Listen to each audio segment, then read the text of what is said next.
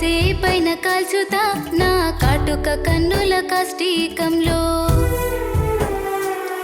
ఆ దేవత కరుణిస్తే నా దేవుడు వరమందిస్తే ఈ లోకం మొత్తం వద్దని నిన్ను పూజిస్తా. నల్లగా ఉండే చీకటిని వెన్నెల రాత్రిగా మార్చి ఎప్పటికీ ఎన్నటికీ నా మనసులో నిన్ను దాచేస్తా. ఎంతసేపైన కాల్చుతా నా కాటుక కన్నుల కాష్టీకంలో.